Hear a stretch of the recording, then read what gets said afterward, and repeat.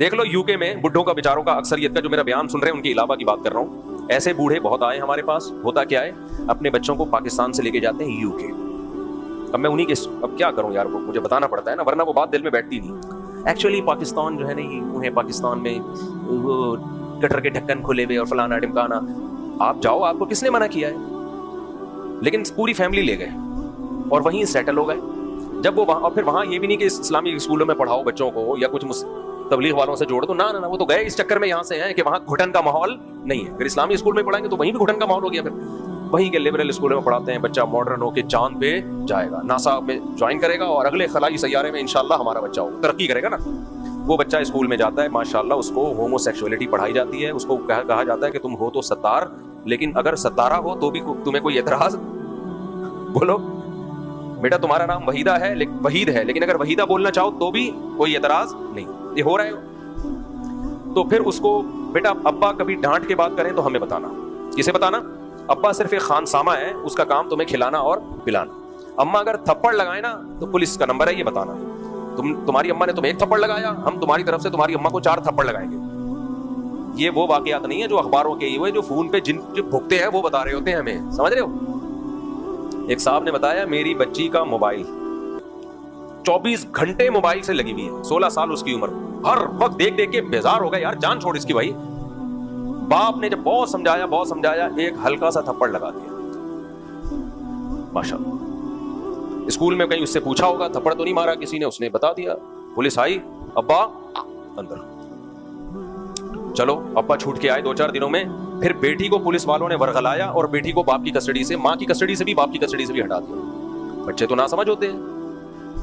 1 हफ्ते के लिए बच्ची माँ बाप से गई, उसकी माँ रो रो के मुझे फोन कर रही है, मुफ्ती साहब हमारी बच्ची गई हमारे हाथ से। एंजॉय करो, क्या करो, एंजॉय। उनको तो मैंने ये नहीं कहा, उस बेचारी पे तो बड़ा तरस आ रहा था मुझे, उसको तो मैंने दुआएं दी, लेकिन दिल यही कर रहा था कि रहो, ये तो गटर के ढक्कन वाला मुल्क है ना, तो जाओ रहो। तो अब वो बहरहाल आ गई वो बच्ची, पुलिस वालों ने बहुत समझाया, जरा सा भी कुछ ऊंच नीच होना हमें बताना। अब वो माँ बाप इस तरह से रह रहे हैं कि बच्ची माँ है और ये क्या है, ये उसकी वाला, ये चल रहा है मार्केट में।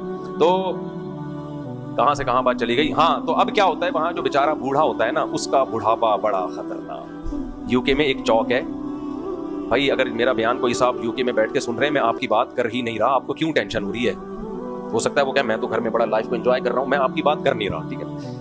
अच्छा, यूके में बहुत सारे चौक होंगे भाई, मैं वो वाले चौक की, मैं कैमरे की तरफ देखी कर, मैं वो वाले चौक की बात नहीं कर रहा जो आप समझ रहे हैं। उधर सारे बूढ़े सताए में ना, जो कराची, पंजाब, अटक, और इन जगह अटक के तो फिर भी रिपोर्ट जरा कम है, और वो सारे बूढ़े वहां अपने दुखड़े लेके बैठते हैं कि हम अपने बच्चों को यहाँ लेकर आए, अपनी वाइफ को यहाँ लेकर आए, हमने इन पे कितना खर्च किया, पढ़ाया लिखाया, एक गरीब मुल्क से अमीर मुल्क ला के इनको स्टेबल किया, आज हमारी घर में 2 टके की इज्जत नहीं। तो इस टाइप के जितने बूढ़े बुजुर्ग हैं, सब एक जगह आके अपना गम क्या करते हैं, शेयर। बात समझ में आ रही है कि नहीं आ रही? ये बहुत हो रहा है। जितना मालदार इलाका होगा ना, पाकिस्तान में भी अभी हो गया है, डिफेंस में इसका रेशो ज्यादा है और गरीब इलाकों में इसका रेशो कम है, समझते हो। क्योंकि दौलत दिखा दी बच्चों को, तरबियत धेलेगी नहीं है।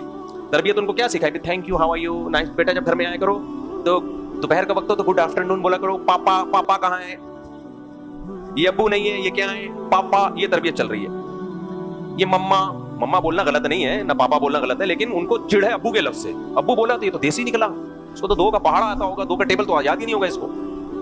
ये तरबियत हो रही है इनकी। इंग्लिश ठिश पिश थोड़ी सी सिखा दी और वगैरह वगैरह, बस उसको जो है ना, तो वो फिर वो तो ऐसा निकलता है। जो निकले में अभी देखो ना, डिफेंस में एक बच्चे को पकड़ा है ना, क्या कर रहा था वो, डिग्गी में ले जाके बंदा मार दिया उसने। तो भाई डिफेंस में कोई सुन रहा, मैं आपकी बात नहीं कर रहा, तो समझ रहे हो। तो ये चल रहा है मार्केट में, समझ रहे हो कि नहीं समझ रहे, ये चल रहा है मार्केट में। तो वहां बाहर मुल्कों में बेचारे बुढ़ों का कोई हिसाब व किताब नहीं होता, घर में उनकी 2 टके की नहीं होती। इसलिए बच्चों को बचपन से दीन सिखाओ, और खुदा की कसम तुम्हारे पास तबलीगी जमात एक ऐसा रास्ता है, जब तुम बच्चा जब बिगड़ता है ना, तो फिर इंसान कहता है मेरे पास तबलीग के अलावा कोई ऑप्शन नहीं है। यही फजाइल अमाल जिस पे सुबह शाम इतराज करता हूँ, कोई बात नहीं, इसकी तालीम में बिठा दे मेरे बच्चे को, इसमें डाकू बनाना तो नहीं सिखा रहे ना। ऐसे लोग तबलीग में, हमने एक बंदा मुझे मिला, मैं उसका नाम तो जाहिर नहीं बताऊंगा और कंट्री भी नहीं बताऊंगा किस कंट्री का था। ड्रग्स का बहुत बड़ा स्मगलर, छोटा नहीं बहुत बड़ा स्मगलर। कुरान की तफसीर रह रही है, लेकिन अभी इस आयत को थोड़ा सा एक्सप्लेन करना है। کیا کچھ جرم نہیں کیا اس نے. ایک دن خیال آیا کہ بھائی کیا کس طرف جا رہا ہوں میں. کہہ رہا میں گیا مسجد میں, جماعت آئی بھی تھی, وہاں بیٹھا. اس کے بعد سے 4 مہینے پھر پوری زندگی کیا ہو گئی, تبدیل. تبلیغ والوں کا صرف انسانوں پر نہیں خاندانوں پہ احسان ہے, اور صرف خاندانوں پہ نہیں علاقے والوں پر احسان ہے, صرف علاقے والوں پہ نہیں ملکوں پہ احسان ہے. ملکوں کے وہ بڑے بڑے دہشت گرد جو کنٹری کے لیے بہت بڑا خطرہ بن سکتے تھے ڈرگس کے ذریعے, ڈرگس کی اسمگلنگ وغیرہ کے ذریعے, ان کو انسان کا بچہ بنایا ہے جو 1000 روپے لے کے بندوں کو قتل کر دیا کرتے تھے. سوچو وہ اگر ہوتے تو ملک میں کیا کیا کچھ ہو جاتا. انڈیا میں بھی پاکستان میں بھی ایسے لوگوں کو سدھارا تبلیغ والوں نے. ہم تو ملے ہیں نا, اس لیے میرے بھائی علماء نے بھی سدھارا ہے. بہت سارے علماء بزرگان دین تربیت کا کام کر رہے ہیں, لیکن سدھارتا مذہب ہی ہے. سدھارتا کون ہے؟ مذہب. آپ کے پاس سدھارنے کا کوئی طریقہ نہیں ہے. اور رو کے بعد میں آؤ گے تو بچپن سے ہی گھر میں اسلامی ماحول پیدا کرو, بچیوں کو پراپر پورے کپڑے پہناؤ, بچیوں کو ایجوکیشن میں پڑھنے مت دو, رو گے ورنہ بعد میں جو حالات ہو رہے ہیں نا کو ایجوکیشن میں. تو یہ سارے کام کرو, تبھی اللہ قرآن میں کہتا ہے کہ ہمارے نیک بندوں کے دل کی آواز ہوتی ہے, اے اللہ ہماری بیویوں اور ہمارے بچوں کو ہماری آنکھوں کی ٹھنڈک بنا. کیا مطلب؟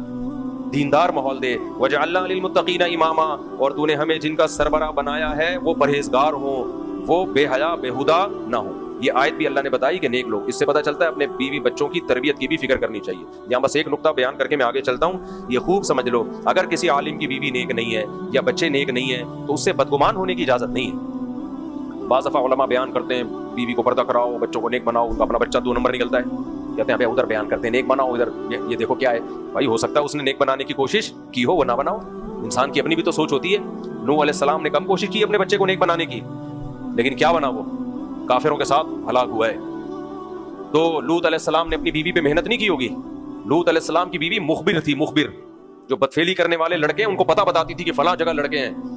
اتنا بڑا جرم کر رہی تھی وہ, اور بیوی کس کی تھی؟ لوط علیہ السلام کی, جو اس برائی کو مٹانے کے لیے دنیا میں آئے تھے.